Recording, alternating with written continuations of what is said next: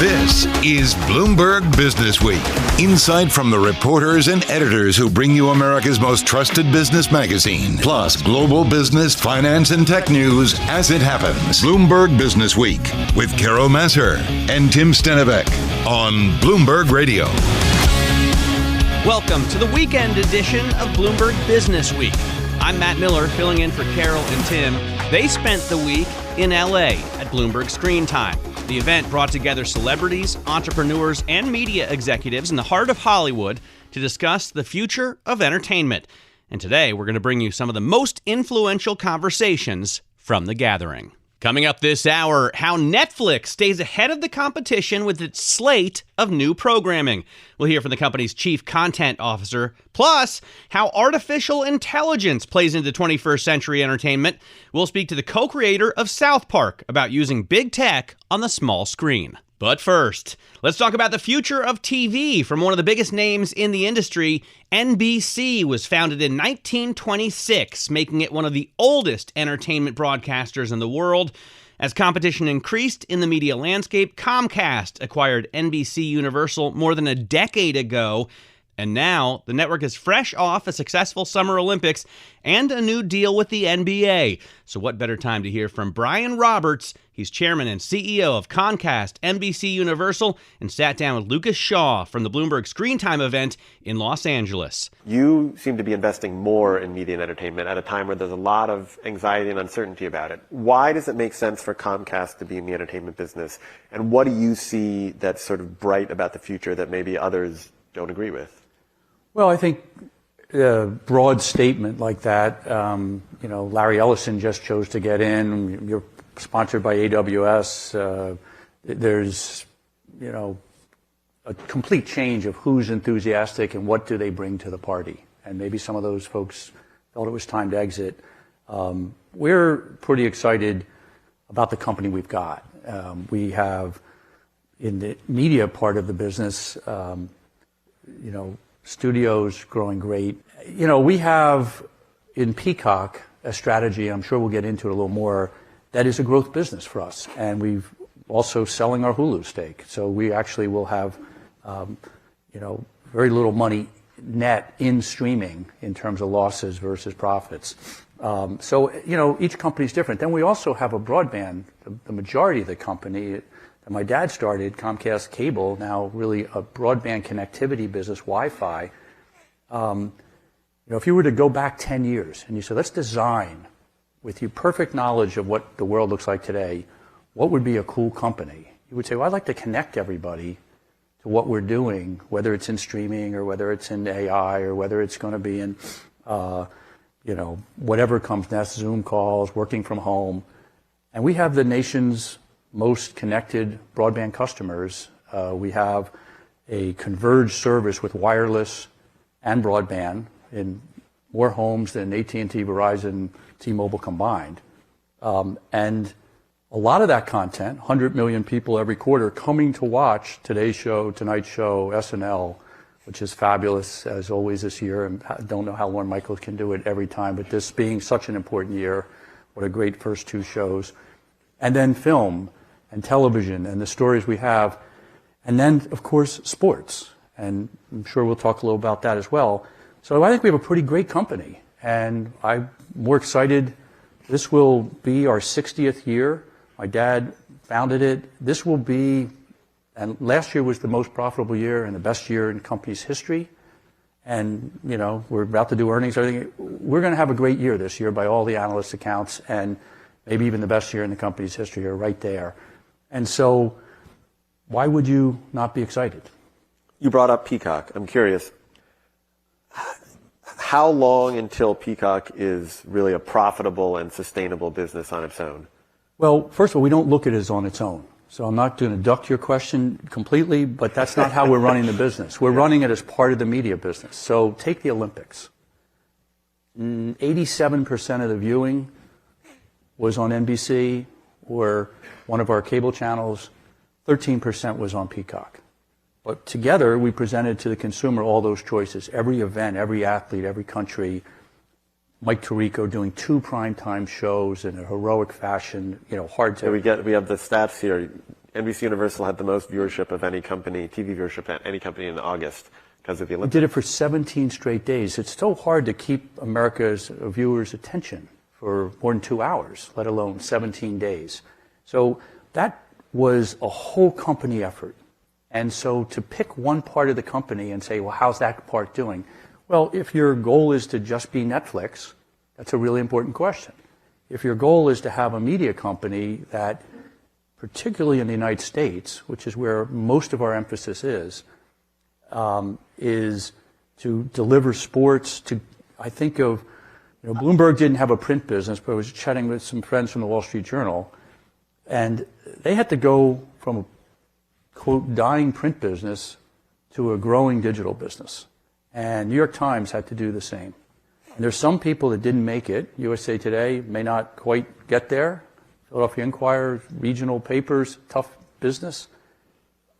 We think NBC, we are going to get there, and Peacock is going to be part of how that happens. As more and more people cut the cord, more and more people will take Peacock. But that's why people ask about the sustainability of Peacock. I get that it's part of this broader group, right? But your cable networks are the ones that are kind of going in the wrong direction, right? So you need something to offset that. Peacock, we think this year will be the most losses we've had, even including the NBA investment that we're making.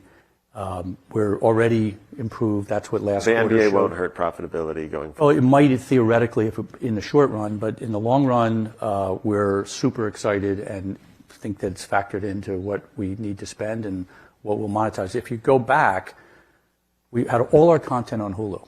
We bought the company. That was what NBC had committed to before we owned the company. Then Fox happened, and Disney got control of Hulu. We worked out an amicable way to extricate, which was taking 5 years. We didn't want to sell our Hulu stake until the end of those 5 years. Taking more than 5 years at this point. By a little bit. We're gonna figure out eventually the end, and we will have taken. We've already taken, a lot of billions of dollars out off a several $100 million investment, and maybe more to come. We hope. And so, when that's all said and done, we got all the content onto Peacock, but we had to start at a very late date compared to other streaming. So our strategy was to take all the sports we had and now make them available to people who didn't buy the bundle. We're the first ones in a way to actually do that. And then layer on all the episodes and all the seasons and all the great content that Donna's making in film, created a new set of windows. Team did a super job where some of our content is for 4 months, all of it's on Peacock. The next 10 months, it goes to either Amazon or Netflix, and then back to Peacock. Nobody had ever done that before. So we've been kind of innovating, I think, in the changing industry and the changing landscape to work for our set of assets to give us a very sustainable path to be able to say to you that our media business will be profitable, is profitable, will continue to be profitable, and I believe will grow despite the downward pressure because of the growth of Peacock. Right. I'm wondering if you are confident in Peacock on its own, not on its own, within your company, but as a viable streaming service going forward. Why? It's been publicly reported by Bloomberg and others. You've had conversations with the other companies about merging streaming services, joint ventures, that sort of thing. Paramount's certainly been out there. Why have those talks if you're a big believer in Peacock?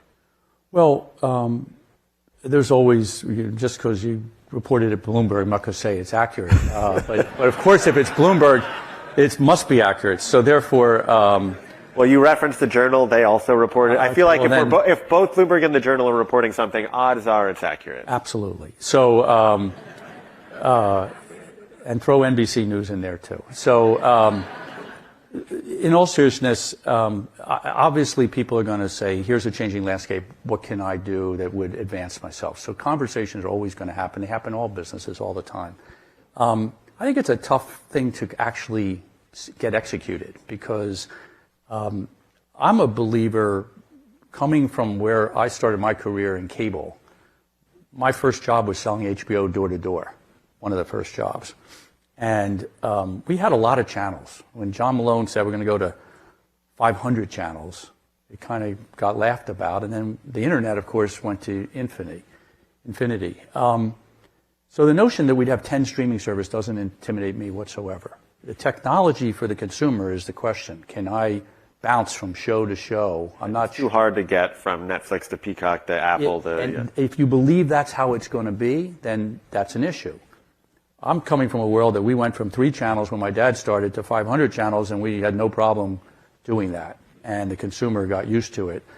So the question will be, can we solve that? Well, we have a technology which we've licensed to Charter, we've licensed to Rogers, we do it with Sky, we do it in Australia, we do it in South Africa, where you just talk to it and say, House of Cards, Sunday Night Football, Dodgers game, congratulations. The Phillies didn't do so well yesterday. You just go. It's just like changing channels. Right. Now, somebody will come along and say, well, can I buy one subscription and get all these services so I'm not out of luck? Well, that sounds like cable TV was. So I have a bias that I could see it all kind of being some form of consumer wants to go where the great content is. And if AMC makes a show, Breaking Bad, and nobody had ever watched AMC before that, perhaps, and all of a sudden they had AMC and they had Breaking Bad. That's the great community here makes the breakthrough must-have programming, whether that one day is an Olympics or one day is a show that I never knew I wanted, and word of mouth. And I'm confident that Peacock can play an important role in that. And whether we do that with others or by ourselves or in some sort of partnership, those are things that right today we're pretty happy where we're at, but we'll see. We didn't bid on Paramount. All the press wants to have us do something I don't know that we are going to do. We'll see. That was Comcast NBC Universal Chairman and CEO Brian Roberts speaking with Bloomberg's Lucas Shaw from our Screentime event in Los Angeles this week. The Summer Olympics helped give NBC a boost this year, but it's been a challenging year for media stocks. Comcast shares are down roughly 6% on the year. Coming up next, how artificial intelligence plays into 21st century entertainment. We'll speak with the co-creator of South Park about using big tech on the small screen. That's straight ahead in this special weekend edition of Bloomberg Businessweek, bringing you some of the best conversations from this week's Screentime event in Los Angeles. I'm Matt Miller, filling in for Carol and Tim, and this is Bloomberg.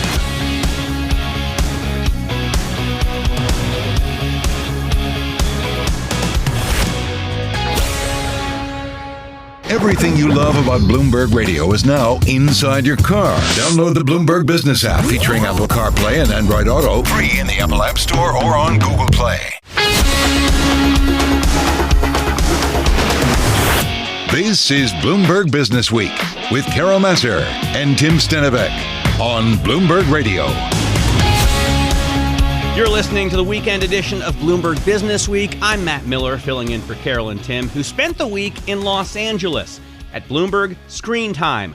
The event focused on the future of entertainment and the impact of AI on creative industries.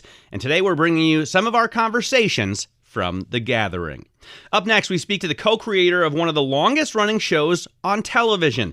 Matt Stone helped create South Park nearly 30 years ago, and today he continues to offer his audience the same fresh, unapologetic humor he did in 1997. Now he focuses on keeping the show relevant while experimenting with artificial intelligence in his program. For more on the future of tech in entertainment, Matt Stone sat down with Lucas Shaw this week at Bloomberg Screentime in LA.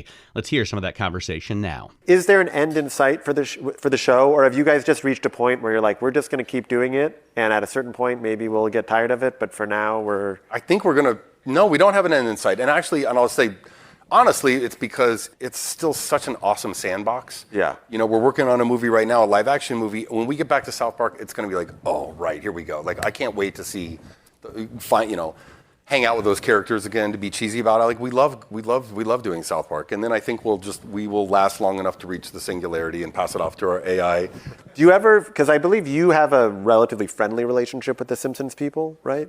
I mean, we don't know anybody really personally. I mean, but... I think they had you beat by about 8-9 years, something like that. Like, do you ever... Simpsons? Yeah. Yeah. You're these two shows that have been on forever. Do you ever think like, okay, we got to go on longer than they do? That's not... No. That will be in the AI singularity future, whatever the hell that is. No, The Simpsons was an incredibly formative show for us. You know, we were in college going to bars, watching it along with people, Yeah. along with Beavis and Butthead. Those were like, oh, you can do this? You know, before that, there was no idea that you could do an adult animation. Is there a new adult animated show that you really love? Like, have you seen anything new in the last 5 years? I don't watch any television. Really? Not like none. Why not? I got kids and I got work and I don't know. I don't do anything more I don't do anything. Well, okay. I so like, you know, hang out with my friends. You're gonna play video games. Let's say you go goof home around. this weekend, right? What do you do to relax? I don't know. I just don't watch TV. I know, that's fine. But so what do you do? Okay, what is this? All right. Go on a hike, hang out with my kids. They're coming in town this weekend. I haven't seen them in a few weeks. I see my friends. Right. Might have a drink. That's allowed, yes. Might have a smoke. Also allowed. Might hang out with people. I don't know. I just am not a TV person. I really never have been personally. And now to get to like, if there's any, now I just find the whole thing bewildering when I turn on. There's no way I feel burned. The last couple of TV shows I've gotten into, and I do feel like this has been a real casualty or the problem with the streaming revolution is like, someone will say, you gotta watch this show. You gotta watch Mandalorian. It's so awesome. You gotta watch Battlestar Galactica. You gotta watch this one show. And I'll never watch TV, and I will, and I'll go on, I'll start watching it, and it's great. And I'm like, I am missing something. And then you get into that second season, and there's that episode that's and I feel so betrayed. No, it's not. I don't have a rational. I'm like, oh well, you know what? The economics, they really tried. I don't do that. I'm like, you're wasting my time. Right. And that's when I feel like So you're the one. economics. No, the business of the business that the streaming revolution has created is distorting the art of what should be being made. Even though. No, I'm irrational about it. Well, I I'm feel curious though, betrayed. because you're talking about season 2, right? And Season 2, as soon as I feel like you're wasting my time, I feel completely betrayed. Because I fell in love with something and now I know I have like a short fuse and that's that. Well, Shut the computer and then I don't watch TV for 3 more years. That's, if anybody knows, that is seriously true, you know? It's funny because I feel like one of the criticisms of streaming services is they cancel shows too quickly. Shows never, like, there's no streaming show that is in, I don't think, in like season 10 or 12 or anything like that. But so what part of the process do you feel like streaming has distorted? I don't know if it's streaming or like and listen, I got a show that's been on 27 years, so, you know, what am I talking about? I don't know, you know, but like, it's just when I feel like someone's wasting my time and I feel like that is part of the butter and bread equation that's gotten screwed up in the 2010s from streaming of like, well, let's make the bread this. We got this. There's this much butter in the world. Right. We're going to do this much bread, and it doesn't work. Right. There's just not that much good stuff out there. Right. Because the technology's made it so with editing and photography and everything looks glossy and it looks good, and then you go, okay, this feels good, and then they fool you, and then episode 7 you realize you're wasting my time, and then again, bang, and then I get really mad. Do you think that, I'm curious, do you worry that AI makes that worse because it'll make it even easier to make stuff? I don't know. Yeah, I mean, maybe. Because on the other hand, there's a lot of people the technology's made it so that there's a lot of cool stuff happening. I don't want to be a complete grouch. I'm a pretty big grouch when someone wastes my time. But if, you know, there has been a lot of like great stuff like with YouTube and people online. What am I saying? I'm saying the tools, the tools to make films are so much different than when Trey and I started. That's cool. It's cool Right. that people can make stuff.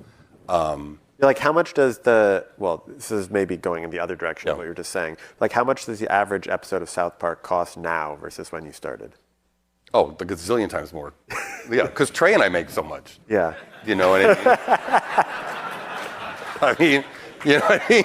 Like we were living on couches when we were literally crashing on our friend's couch when we first started making the show. Right. You know, now it's quite a bit more. Yes. You get Trey out of bed, it's not going to get out of bed for like, you know. Well, the savviest deal you ever did was you got 50% of your digital rights. Yeah.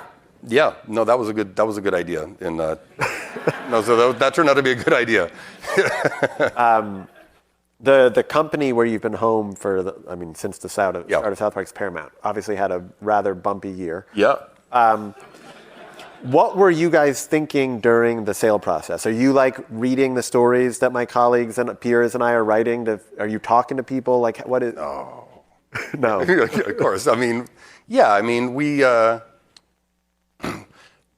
What happened between those digital rights and between when we went and did Book of Mormon with our friend Bobby Lopez, and just the way Broadway works is between that and then having enough money and having a little bit of savvy, we've moved into, we're owners now. We're not for hire. You know what I mean? We went over that. We got above that, looked above those clouds. You know what I mean?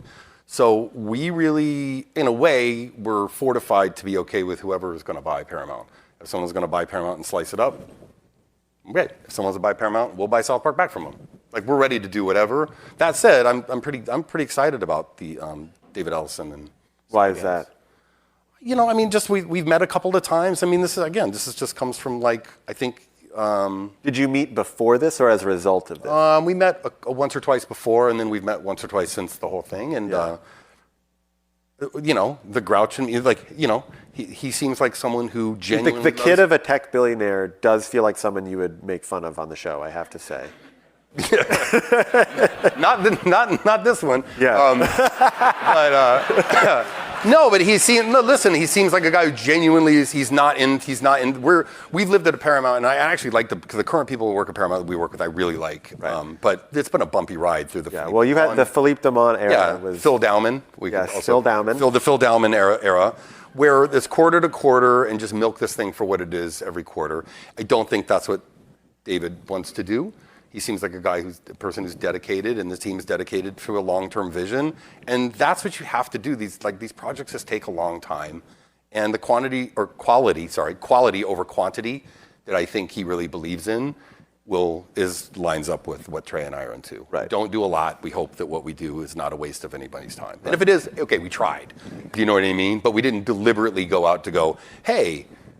Like we could make a little more bread here and spread that butter out. Yeah. It's really butter bread. That's all I wanted. That's my really clever analogy today. Sorry. Okay, so you're not gonna make fun of David. I did. Have you ever done Larry Ellison on the show? No, won't be making fun of him either. Okay. Nope. He's safe for now. Yeah. No. Other than owners of Paramount, you guys are pretty much willing to make fun of anyone or anything. Is there anyone or anything you're not interested in touching? I don't know. We've been asked that so many times. We okay, know, sorry, and then if we come up with something, yeah. That's really not where we start from. Yeah. You start from what would be. Just I don't know. It's just it's the same. What do you write about? It's stuff that's interesting. It's like the way that we luckily that's what I'm saying. We have a sandbox, and it's so fun to, whether it's the news or something happens in our life, we get to go play in our sandbox. That's how it starts, you know. Right. Doing a show about Ozempic. Like, we didn't really make fun of Ozempic. We didn't make fun. You know what I mean? We just found all these different angles to come at it and talk about it. You know? Right. That's a big thing. The big change to our world. Right. Bread and butter Ozempic. We have all the Hollywood bases. That's pretty good. All right. No, yeah. Maybe on red list. Yeah.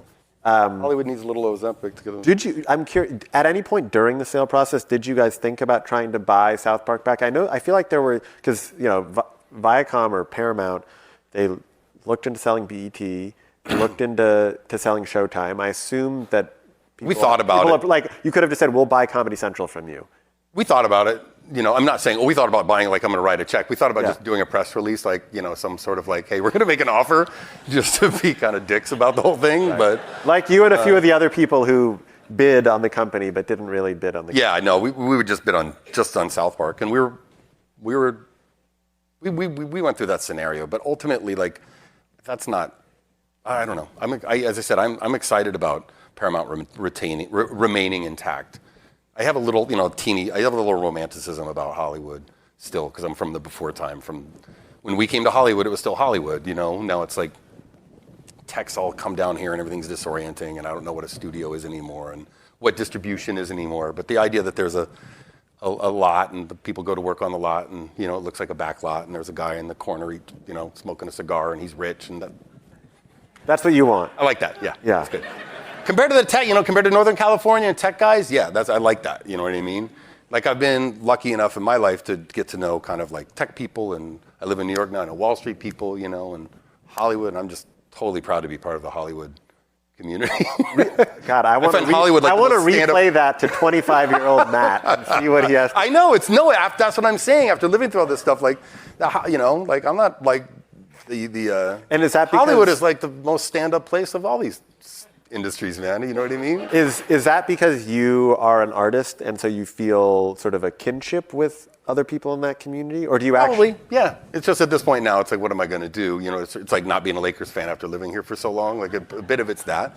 A bit of it's just like the way that, watching, I do feel like and I do feel like, not to be quite as strident, it's a two-way street. Like with Northern California and Southern California, you have this mutual disrespect of what each other does. That was South Park co-creator Matt Stone speaking with Bloomberg's Lucas Shaw from our Screentime event in Los Angeles this week. So far, South Park has run for 26 seasons and compiled a list of more than 300 episodes. Coming up next, how Netflix stays ahead of the competition with its slate of new programming.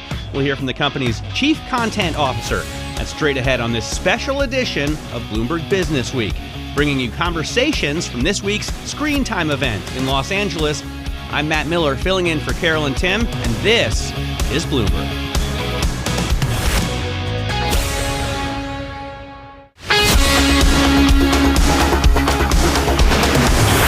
This is Bloomberg Businessweek with Carol Massar and Tim Stenovec on Bloomberg Radio. This is the weekend edition of Bloomberg Businessweek. I'm Matt Miller, filling in for Carol and Tim. They spent the week in Los Angeles at Bloomberg Screentime. The event brought together celebrities, entrepreneurs, and media executives in the heart of Hollywood to discuss the future of entertainment. And today we're bringing you some of our conversations from the gathering. Up next, we speak with the person in charge of programming for the biggest streaming platform in the world. Bela Bajaria is Chief Content Officer at Netflix. The platform is the most dominant global force in streaming. Other companies have tried to claim the mantle and so far failed. So how does Netflix stay ahead of the competition? To try and answer that question, Lucas Shaw sat down with Bela Bajaria at Bloomberg's Screentime event in LA this week. Let's hear what she had to say. You hosted a bunch of agents at Netflix, and I'm not going to ask what you think I'm going to ask, but you hosted a bunch of agents at Netflix a couple weeks ago to show them what you had coming and give them, I think as you described, sort of like a lesson in Netflix. Yeah. And I was struck by this because Netflix has been around for a decade in terms of original programming, more than that as a company, obviously. It's the biggest buyer in town. What is it that your partners don't understand about Netflix at this point? It's a good question, but I was really hoping you were going to ask me the other question. We'll get there. I'd like to set the record straight Okay. on that a little bit. Look, part of inviting everybody in to say, like, let's, talk about the product, let's have Marion Lee, our CMO, talk about marketing and our social channels, and me sort of just doing here's Netflix, here's what we do. The reason is for really twofold. One, those are our partners, right? And we know if they understand our business or what we're trying to do, they also can help guide their talent and understand what Netflix is. And the reason that I wanted to do it was I think there's still a lot of people in our business who still can sort of understand like linear network or legacy media companies, and then they try to squint and go, oh, but you do it this way, but why can't, and they can only relate to sort of this old-fashioned way of the business, right? That kind of model. And it was really to say, we're a pure play streamer, we're a subscription business, we only make film, TV, and games. This is the business we're in. We care about consumer choice and control. We launch things all at once. Here's our huge audience. It's almost, it's like, let's say, it's 600 million people. And we're not this or that. Because I think people really want to sort of just go, do you make this kind of movie or this kind of show? That's a very narrow way of looking at it. We are programming for 600 million people around the world with lots of different tastes, lots of different cultures, lots of different languages, and it's never been done before. And so it was a little bit of a, can we do Netflix 101 to just understand this is our business. We're just in a different business and our model is different. And so it was more that here's a peek behind the curtain, we're partners with you, and we want to make sure that we share this information and kind of set the table of what we're trying to do and our aspiration to make amazing film and TV all around the world and why we do it this way. Okay, we can talk about the thing you wanted to talk about if you... I don't want to talk about it, but you all want to talk about it, so I'm going to talk about it. What Bela's referencing is there's been this belief, or you have started to adjust the way that you pay talent on certain movies. And there is a movement across Hollywood right now, I would say, among the streaming services to reevaluate how they pay talent. Because it used to be you'd buy all the rights up front and there wouldn't really be back end. Maybe you get a bonus if you get nominated for an award, something fancy like that, but not traditional ownership back end. a lot of people think that you're going there in television and you don't want to go there. Yeah. So, okay, we're going to back up for a second. So I get that the press really wants to write about the story, right? And everybody wants there to be a story there. I understand that because clearly evidenced by what's been written, including total fabrications about meetings that were about it, which is just not true. And we like our model, and we like our model in film and TV. And on the film side even, which a lot has been written about, we are not changing our model. Our model works great for talent, or it works great for filmmakers. It's worked well for us. We like the model. It's worked for a long time.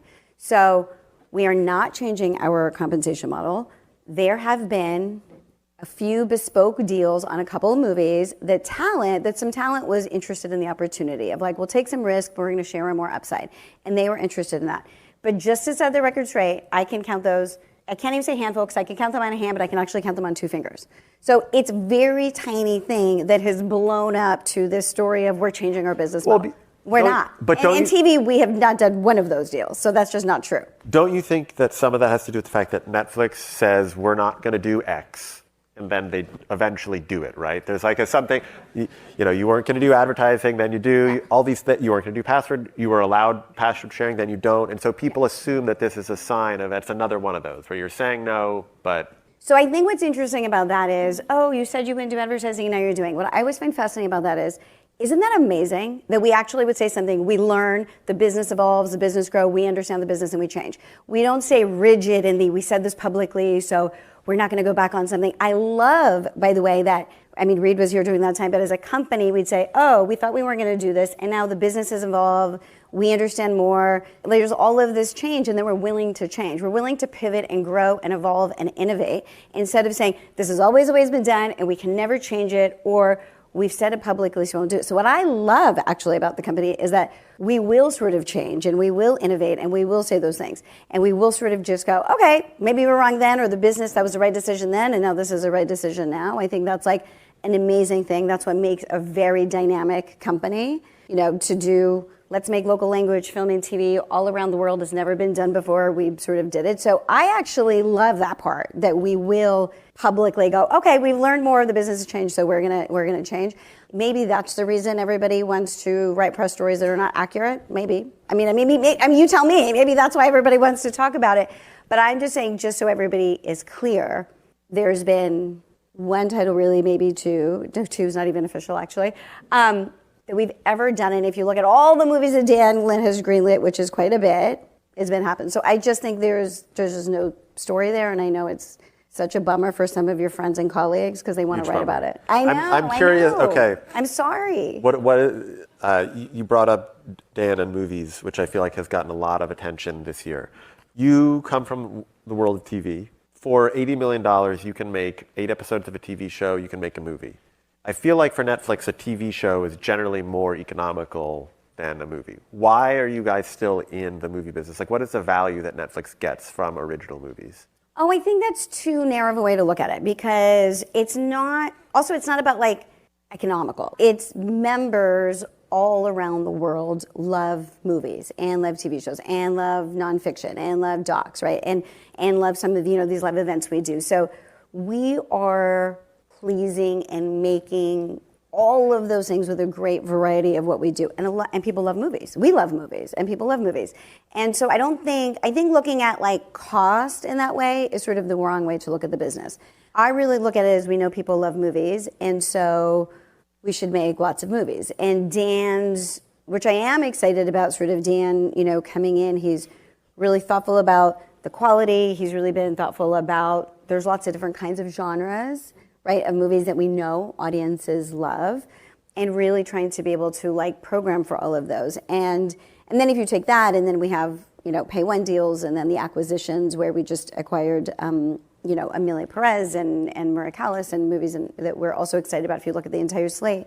So I just think it's really important that giving audiences lots of different kinds of things that we know they love. So I think looking at it through cost. I only bring up cost because, look, you guys have your $17 billion. You've talked about, like, this is a budget. He just says $17 billion, like it's nothing. $17 billion. No, but if you put one in, if something is relatively static, If you spend money on one thing, you can't spend money on another thing, right? Their budget may change, but Brian Roberts just commits $2.5 billion a year to the NBA. Guess what? Some of that money is coming out of entertainment programming because he's not just adding $2.5 billion to the budget. You guys, you brought up live. You're investing in some live rights. We'll get there. That's got to come out of somewhere, right? Yeah.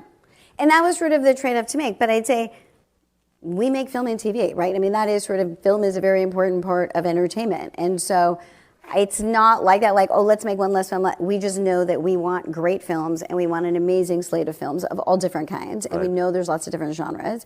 And so it's just it's an essential part of like great programming is to have amazing films. Right. You have a Knives Out sequel next year, right? We do. And you have the Greta Gerwig movie. I mean, we haven't started shooting yet, but Knives Out is already shooting, and we have Frankenstein from Guillermo del Toro next year. I was curious on Knives Out because that one became sort of the fulcrum of this. Like, people love to ask about Netflix and movie theaters, and I feel like Ted has sort of established this is our policy. But you speak of exceptions. You give like Knives Out a big theatrical push, like you did the last one. We are really committed, and again, I think when we're talking about our model, which is we talked about at the beginning of it, is that we're a subscription business, and our members love movies, and our members want to watch great movies at home in their living rooms. And so we're very committed to movies, but for us, we know audiences love movies, and we know they like to watch them at home, and we do care about consumer choice and control. They want to watch what they want, when they want, how they want, and we want to give great theatrical quality movies direct to the living rooms of our members, right? That is sort of what we're doing. That's the model. And that was a little bit about here's what we do. Yeah. And I know people want to just go, but these other people do it this way. Why can't you do it this way? We're just in a different business. Okay. Something that you are now doing that a lot of other people do is live. You're going to start showing wrestling every week next year. This was a big deal for you. Why is a company that's so synonymous with on-demand doing more live programming, and why did you want wrestling in particular? So look, what I love about just live, it was just kind of, it's just kind of an expansion of programming, right? There's certain types of things that just feel like they're kind of more exciting live, or, I'd say, look, the Tom Brady roast. We would have done it regardless, live or not live. I think making it live had a fun, unpredictable energy conversation around what that was. I'd say sort of early days of even unscripted. There's some unscripted shows that really have like this great kind of live component to it, or there's more sort of fan engagement with certain kinds of things. And so to me, live was just a different, it's just kind of another, tool that we have of like, is this thing creatively better live? Is this a different kind of programming, right, we can do? Which then obviously did lead to WWE. That was Netflix Chief Content Officer Bela Bajaria speaking with Bloomberg's Lucas Shaw from our Screentime event in Los Angeles this week. You're listening to a special edition of Bloomberg Businessweek, bringing you some of the best conversations from this week's Screentime event in Los Angeles, where we gathered celebrities and media executives to discuss the future of entertainment. Coming up next on the show, how Amazon Prime Video is targeting a growing share of the streaming pie, plus the changing landscape of sports media, and what it takes to make it in today's music industry. That's all straight ahead on this special weekend edition of Bloomberg Businessweek, bringing you conversations from Bloomberg's Screentime event in Los Angeles. I'm Matt Miller, filling in for Carol and Tim. Stay with us. Today's top stories and global business headlines are coming up right now.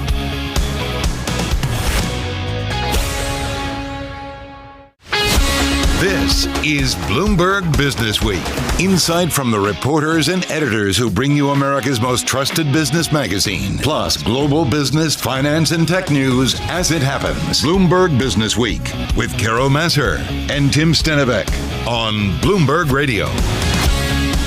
This is the weekend edition of Bloomberg Businessweek. I'm Matt Miller, filling in for Carol and Tim. They spent the week in LA at Bloomberg Screentime. The event brought together celebrities, entrepreneurs, and media executives in the heart of Hollywood to discuss the future of entertainment.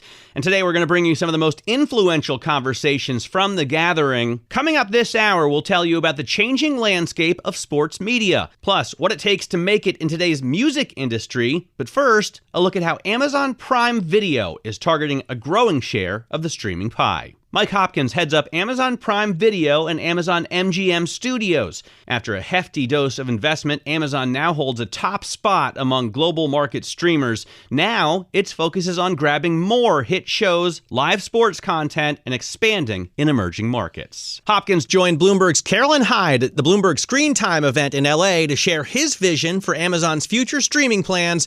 Let's listen to that conversation now. You have been so busy, Mike, and I just want to go over what 2024 has meant to you. There's not much on the internet about someone who has one of the biggest jobs in entertainment. We call it humble, we call it smart, but I've been rifling through your back history, and I know that you first started selling door-to-door ads, basically, and now we're back doing ads. But before we get into ads, I want to hear about what a mega year it's been. Yeah, thank you. Well, thanks for having me. It's nice to meet you in person, too. Yeah, same. Yeah, it's been a big year for us. A lot of it obviously the groundwork was laid over the last 3 or 4 years, but, we started the year on the programming front with a little movie called Saltburn, and that just kind of blew up the internet and became a big hit for us in January. Us Brits, we do that. Yeah, it was big. But then right after that, we had a couple of additional movies that launched. Roadhouse was a big hit for us at the beginning of the year, and same with Idea of You.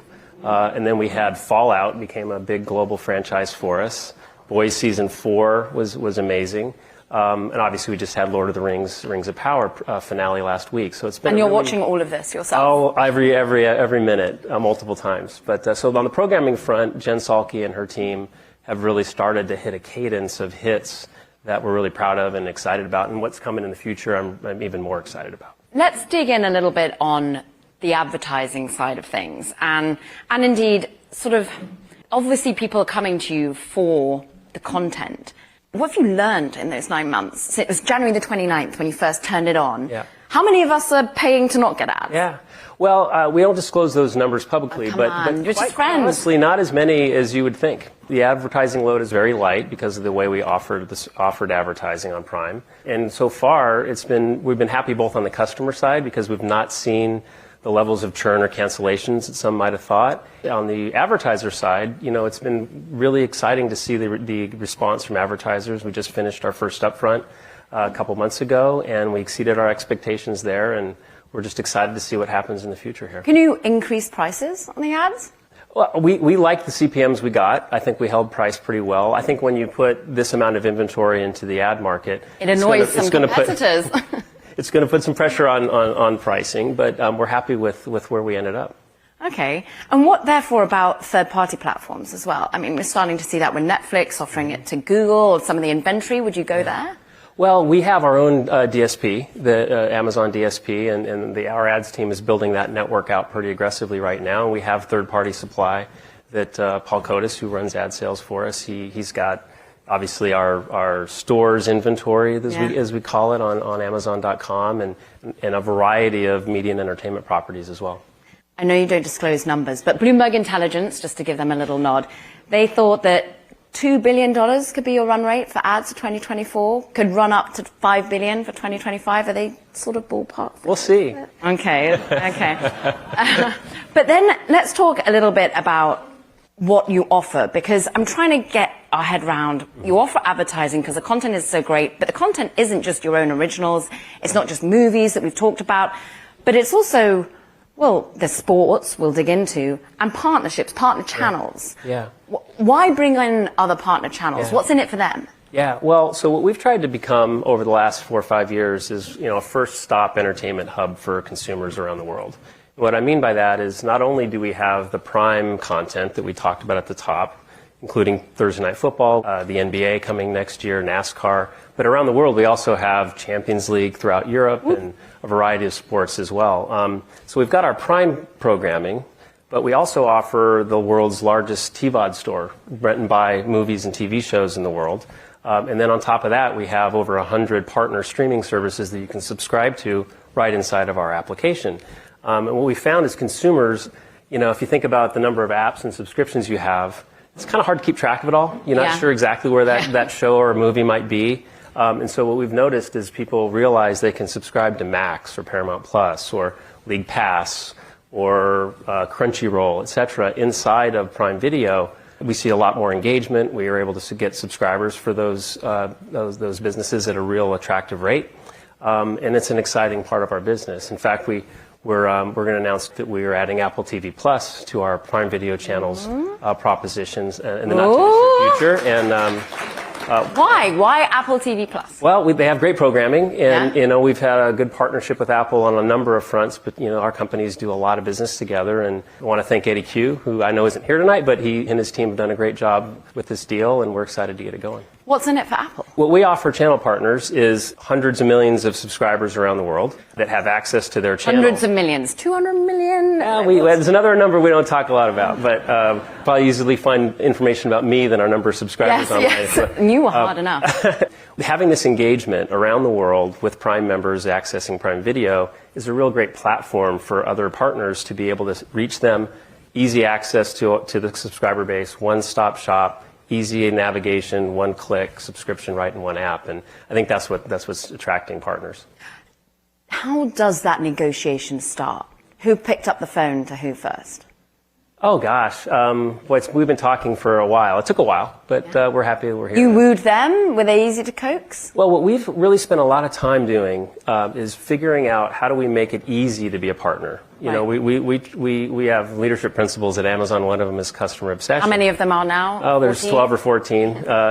And so as we look at our partners as customers, so what we're spending a lot of time on is how do we make it easy for them to onboard? How do we make it easy for them to look at our service just as it were a device? Yeah. And so we want to give them the same benefits as you would get if you were on Apple TV or Fire TV or Roku, being part of our ecosystem. And I think it's worked out pretty well. Does that help from your own background? You're someone who's done all parts of media, like old school TV, where I'm still fighting the good fight, but they then go into movies and content. You've been a customer of Amazon before you've come to lead it. Yeah. Does that help from your perspective? Yeah, I've in my career I've been able to be a customer, a competitor, a supplier at Sony, and so I think I've gotten to know the company pretty well through all those crossing of paths. So let's talk a little bit more about the content you're offering and sports. I want to dwell in there a little bit. You were at Fox. You know what it takes to build must-watch sports channels. So how do you feel about the price point, for example, like NBA, WNBA? Yeah, well, I mean, we're happy with the deal we got. We obviously have analytics that tell us it's going to be accretive and very good for our customers. But what we really like about sports is that as television viewership is migrating from linear television via cable, satellite, etc., into a streaming environment, people's tastes didn't change. They still want to watch football games and basketball games, and they want to watch movies and TV shows. And so what we're trying to build is sort of the next generation of an entertainment service, and not just be solely focused on movies, television, VOD. And so in addition to live sports, we were talking backstage about fast channels have become a big part of our service as well. Yeah. We have Bloomberg on there as well. I've been watching it this week. And so, we're trying to be a hub of all things content for customers in one app. What about talent for things like NBA? You're going to get, I'm we're not working free, on I'm it. sad, but we got a little time, it's not until next year. A wannabe or? Shaq's great. I love Shaq. Okay. I'm a longtime Laker fan. Well, you're also not just perhaps a ball guy when it comes to NBA. I know you like MLB as well. I think you actually wanted to be a baseball player at one point. Oh, yeah, a long, long time ago, sure. Who didn't? Who didn't? Well, let's talk a little bit about, therefore, local sports. Is that something that you and I wanting to be getting more into? We've looked at local sports. We have an equity position in the YES Network. In New York, we actually offer 20 Yankees games a season on Prime Video to Prime customers. And what's been interesting, that's basically the old broadcast package that used to exist in market. What we've seen every single year, ratings and viewership of our Yankee games is up 15 or 20% every single year. Yeah. And so I think what's happening is people's muscle memory is changing. The awareness that there is live sport on streaming is changing over time, and people are finding it. Thursday Night Football, for example, was up 25% in its second season. Through 3 games, it's up 20% this season, and I think that's just going to continue. And over time, I think live sport is going to be viewed just as often and as frequently on streaming as it is on linear TV. Talking of football, NFL, will they exercise an early opt-out, do you think? How expensive is that going to get? In terms of deals, we'll see. We still have a few years to see what happens. I think the marketplace, the media landscape is changing so dramatically. A lot's going to happen between now and then. How is it changing dramatically? Well, I think, I've seen a lot of people in the room have written a lot about this, but but obviously the cable and satellite industry the cable channel business has eroded over the last, actually almost since the second I left. I had great timing to leave that part of the business. But what you've seen is this multi-channel big bundle, decline every year for the last decade or so. And I think that's put a lot of pressure on the legacy media companies. And so that's the catalyst, I think, of all of this change that we're seeing. There's Disney, there's Netflix. What happens to the rest? Do they all end up as partner channels on you? Or? I think everyone's got different strategies there. I mean, most of the companies have incredible IP. You look around the media landscape, and there's tremendous IP. Everyone's got movie studios and television studios.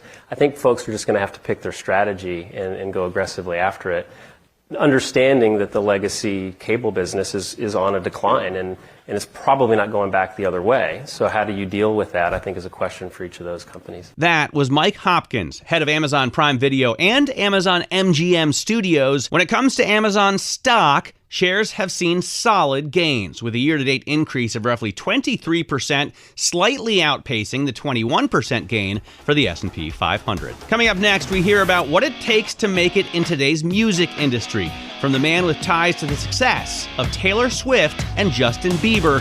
That's straight ahead on this special weekend edition of Bloomberg Businessweek, bringing you some of the best conversations from this week's Screentime event in Los Angeles. I'm Matt Miller, filling in for Carol and Tim, and this is Bloomberg.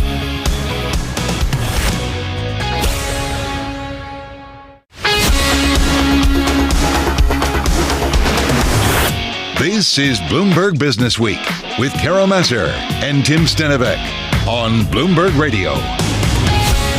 You're listening to the weekend edition of Bloomberg Businessweek. I'm Matt Miller, filling in for Carol and Tim, who spent the week in Los Angeles at Bloomberg Screentime.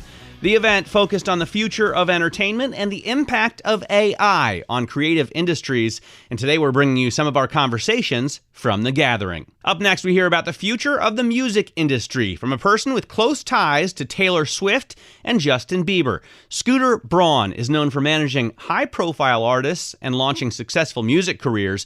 Now he's thinking about the next wave of music in his role as CEO of the American division of HYBE Corporation. Scooter Braun sat down with Lucas Shaw this week at Bloomberg Screentime in LA. Let's hear some of that conversation now. A lot has happened with you in the last couple of years, and that's sort of where I want to start. Really? Yeah, just a little bit. Because there's been a lot of coverage of, okay, all your clients are firing you. Yeah. We won't touch your personal life, but I know a bunch has happened there. You sold your company. Yeah. You haven't said a ton about it, and I'm curious, what is your take? Did a bunch of your clients fire you in the span of a couple of months, or what happened with all Ariana? 43 fired me on the exact same day. Yeah, no. What happened with Ariana, with Justin, with... Listen, I actually, a year after it happened, for contractual reasons, I wasn't allowed to say certain things. But I wrote something called 23 Years. I posted on social media. It was my own words.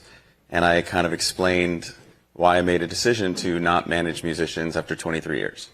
And that had actually happened about a year earlier, but we're running a big company and there's things that we needed to handle, so I didn't feel like it was the right time.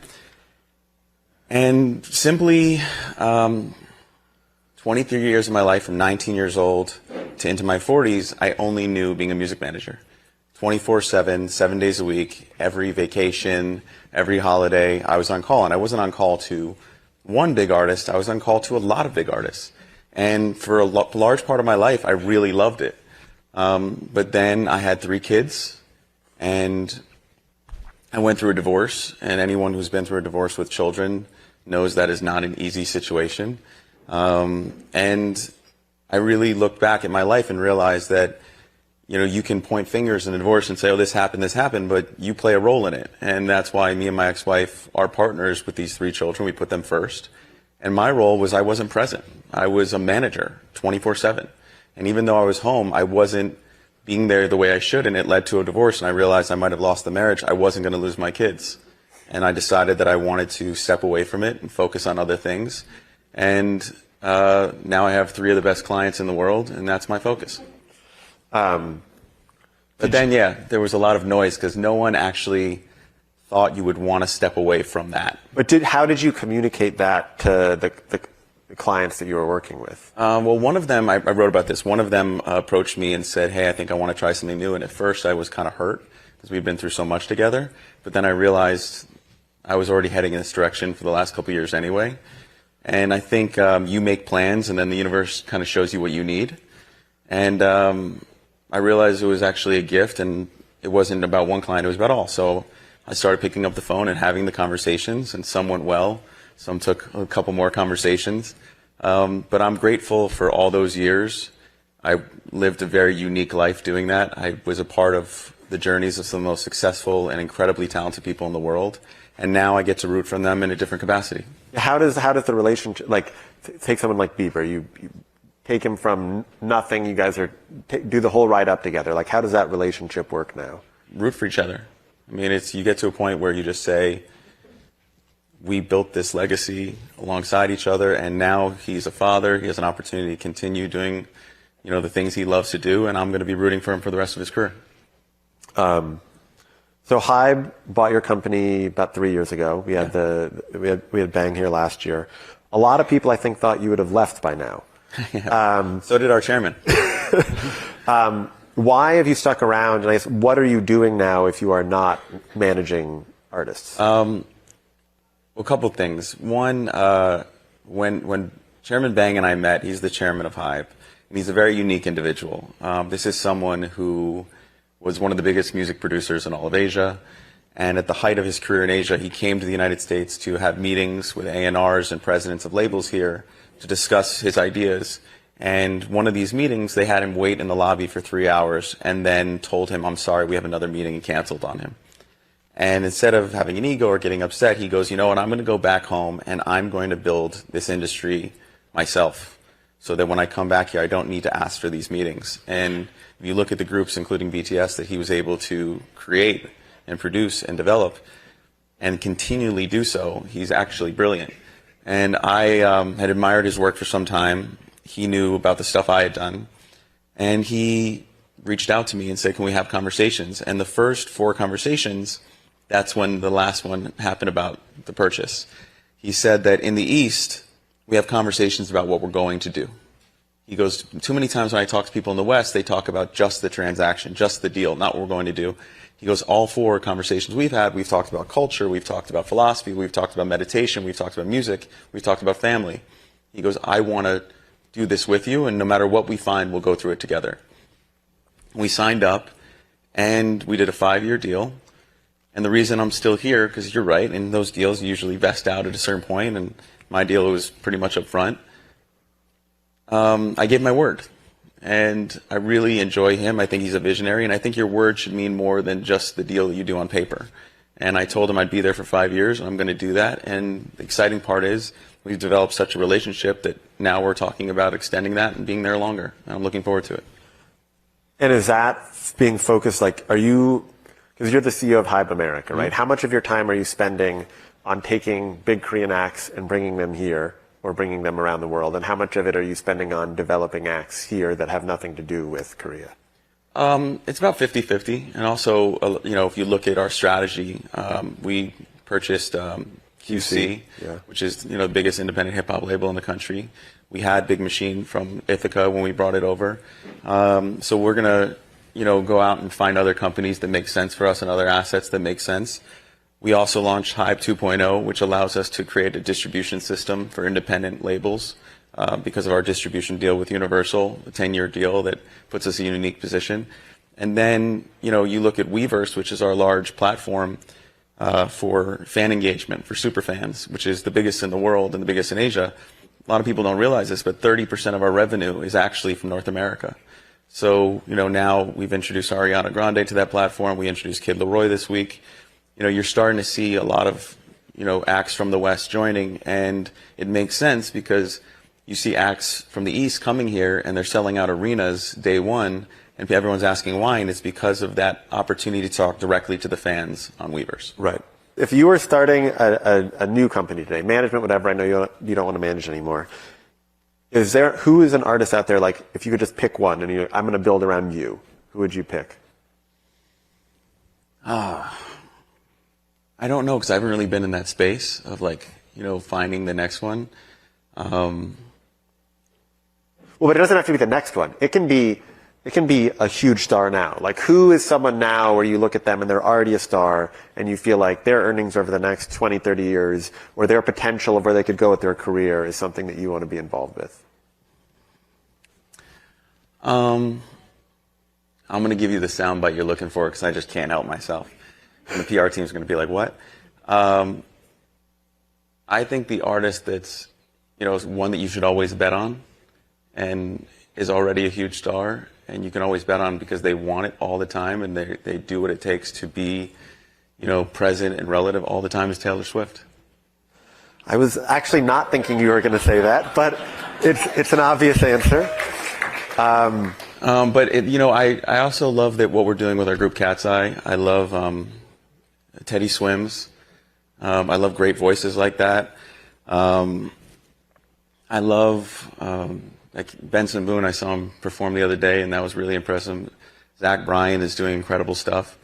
So there's, the fun part about it is everyone, there's a huge opportunity coming with AI, and it's going to change the music industry the same way Pro Tools did. When Pro Tools came along, people said, what is this? We need live instruments. And you realize it's a tool to create more music. And I think AI is going to do the same thing. But there's always going to be a need for both human emotion and human error. If we want to watch the greatest chess, players in the world, we'd watch two supercomputers play chess, but we want to watch humans play chess because we want to find that one mistake or that one thing that goes wrong. Same thing that we have with sports. We remember the great moments, but we also remember the fumbles. I'm a Jets fan. I remember lots of them. But you're probably happy that the coach is fired.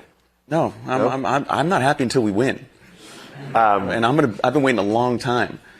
I can't let you get off the Taylor hook that easy. I have to ask one question about it.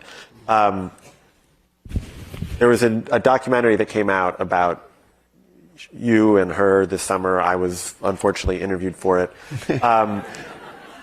Did you watch it? I watched it recently, actually, put up that I watched it. And I wasn't going to watch it because I just thought it was going to be like another hit piece, and I pretty much stay quiet about this kind of stuff. And my dad called me and my mom, and they were like, we just watched it. We think you should watch it. So I did. And what did you think of it? I thought you were incredibly handsome. Is there? I think it's 5 years later. I think it's time to move on. Yeah. And there was a lot of things that were misrepresented. I think that it's important in any kind of conflict that people actually communicate directly with each other. I think doing it out on social media and in front of the whole world is not the place. And I think when people actually take the time to stand in front of each other, have a conversation, usually find out the monster is not real. And that hasn't happened. That has not happened, but I also think that's very relative to the entire world right now. And I think if people take the time to have conversations with each other and speak to each other and ask each other where they really stand and understand each other's cultures, we'd be in a lot better place. And I just need to say this personally, because I'm wearing this pin right now. I think everything we're seeing all around the world, we have a responsibility here in America to have conversations with each other. If we want peace in other places, it starts with us here because we have the actually ability to do so. That was Scooter Braun, CEO of the American division of HYBE Corporation. Best known for his work with Taylor Swift and Justin Bieber, Braun spoke with Bloomberg's Lucas Shaw from our Screentime event in Los Angeles this week. Coming up next, what's ahead for the changing landscape of sports media? We'll speak with one of the biggest names in sports talk, analysis, and opinion. And straight ahead on this special edition of Bloomberg Businessweek, bringing you conversations from this week's Screentime event in Los Angeles, I'm Matt Miller, filling in for Carol and Tim, and this is Bloomberg. Markets. You can't predict them. Let's look at yesterday's sell-off on Wall Street. Big gyrations in terms of bond markets. But when you listen to us, you'll come pretty close. Let's take a look at small cap stocks. Bloomberg Radio, the Bloomberg Business app, and BloombergRadio.com. This is Bloomberg Businessweek. with Carol Massar and Tim Stenovec on Bloomberg Radio. This is the weekend edition of Bloomberg Businessweek. I'm Matt Miller, filling in for Carol and Tim. They spent the week in Los Angeles at Bloomberg Screentime. The event brought together celebrities, entrepreneurs, and media executives in the heart of Hollywood to discuss the future of entertainment. And today we're bringing you conversations from the gathering. Up next, we speak with Stephen A. Smith, one of the most influential figures in sports media, with sharp opinions and a big personality, both on screen and behind the mic. Stephen A. Smith is best known as the host of The Stephen A. Smith Show and First Take. He got together with Lucas Shaw at Bloomberg's Screentime event in LA this week to discuss the sports media landscape. Let's hear what he had to say. When you started your career, being a columnist at a national newspaper was probably the most influential job you could have in sports media. You had talk radio, ESPN blew up. You're now the most recognizable sports media personality, I would say. How do you see your business changing with streaming and social media and what you have to do to sort of stay on top? Well, you've got to diversify. You've got to make sure that you're paying attention to what the audience wants. You have to understand that who your audience is and where they are. The audience that listens to you on radio might be different than the audience that's watching you and listening to you on your podcast and your YouTube show. Might be different than the audience that's watching you at 10 o'clock in the morning on First Take. For me personally, it's not that challenging from the standpoint that working at ESPN, there's always been a potpourri of shows. What you saw from me on First Take might be a little bit different than what you saw from me on NBA Countdown. It might be a little bit different than what you saw from me when we had Outside the Lines. It might be a little bit different than when you see me on a Sports Center. A lot of times also the personality that you're working with comes into play. Somebody that's hosting the 6 o'clock Sports Center might be different than somebody that's hosting the 11 o'clock, might be different than somebody that's hosting the overnight. You're coming on before games, so you have a certain attitude.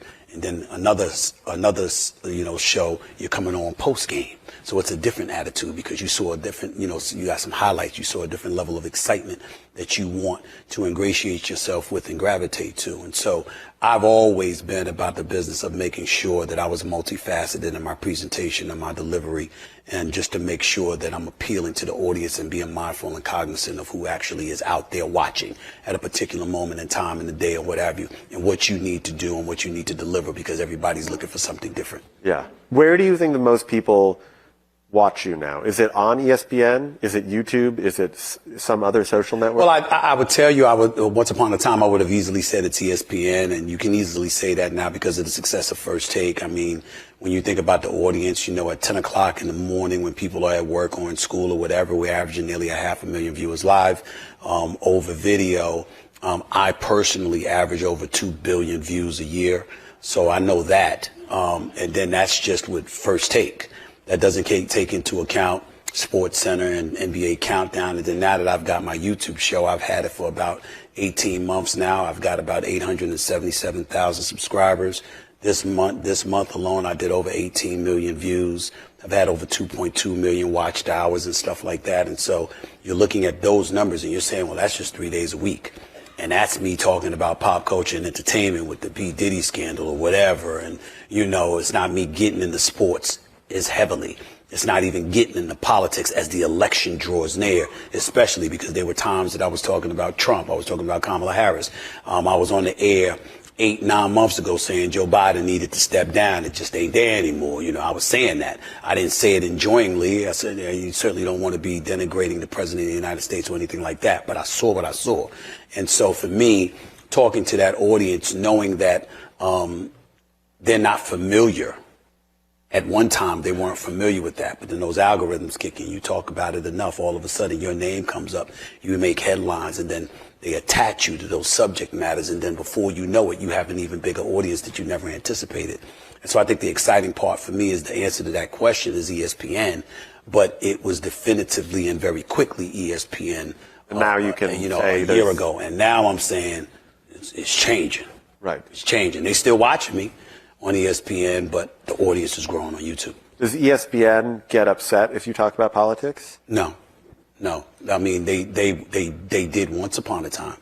And I think that Jimmy Pitaro, the president of ESPN, he came on in 2018, and when he took over for John Skipper, who had exited, He was on the record saying that we need to veer away from politics, and there was a whole bunch of my colleagues that were very upset with me for co-signing that mandate. But I co-signed it, and even all these years later, I'm here to defend the president of ESPN at that time, because we had gotten so political that we went away from giving the audience what it came to expect.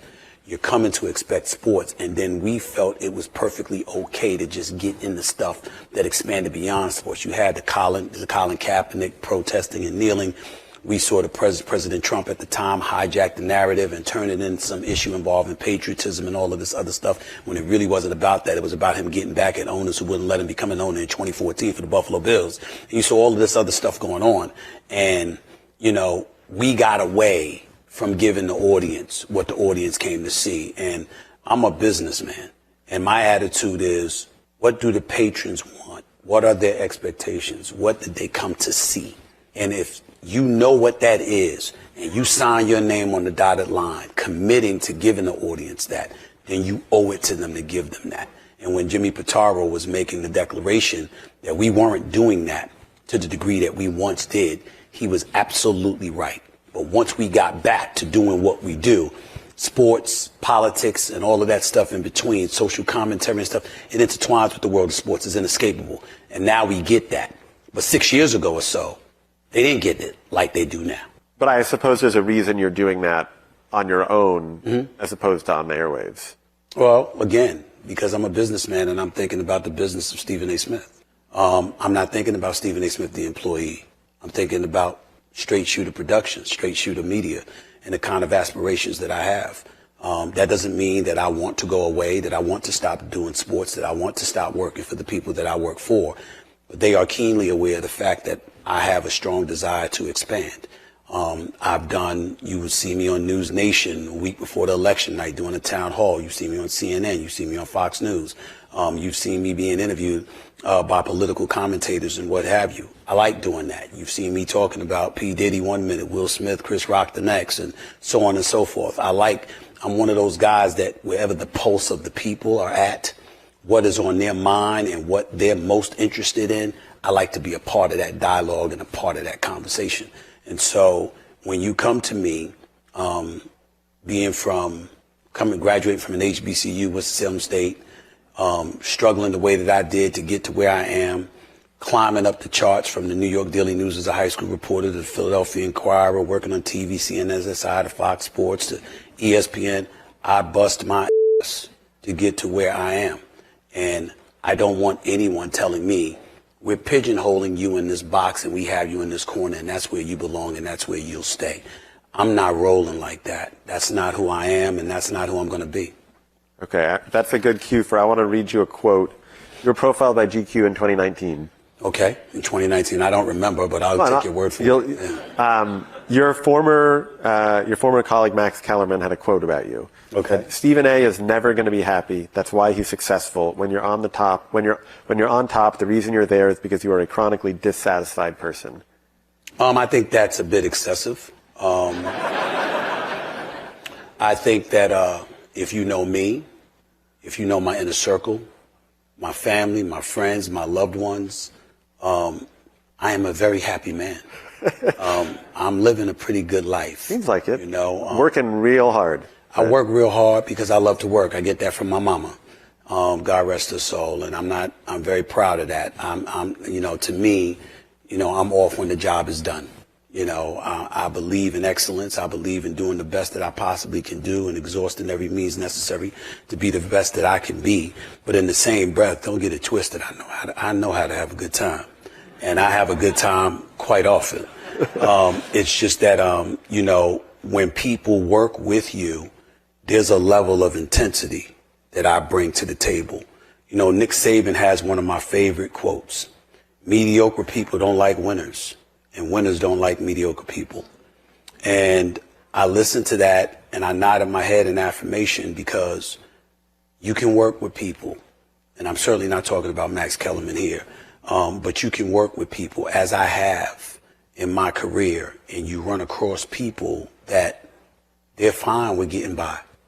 They're fine with punching that proverbial clock, turning it in, making sure they did their job, and that's all they got to do.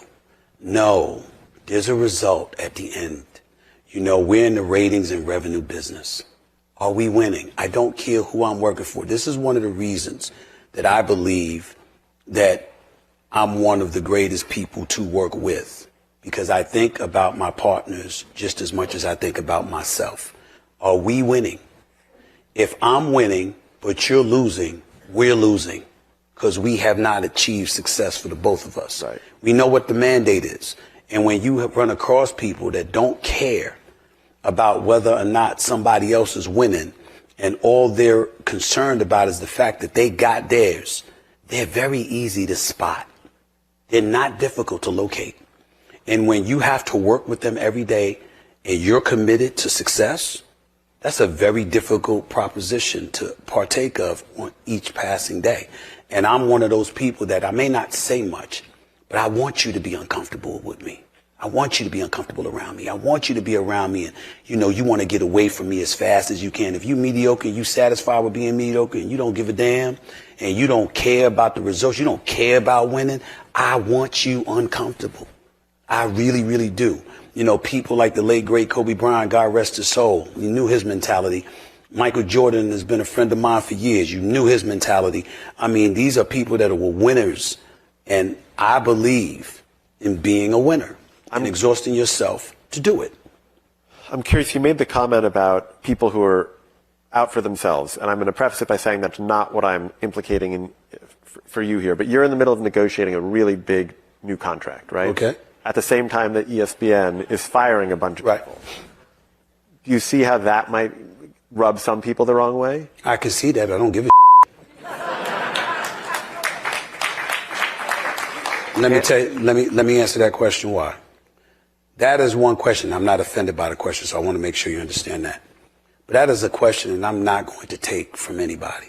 That was Stephen A. Smith speaking with Bloomberg's Lucas Shaw from our Screentime event in Los Angeles this week. If you missed any part of that or our other conversations from Screentime, you can find them all on the Bloomberg Podcast YouTube page, along with our live stream every weekday starting at 7 a.m. That does it for this special weekend edition of Bloomberg Businessweek. I'm Matt Miller, filling in with Carol and Tim. They'll be back with you Monday live at 2 p.m. Eastern on Bloomberg Radio and television. Stay with us. Today's top stories and global business headlines are coming up right now.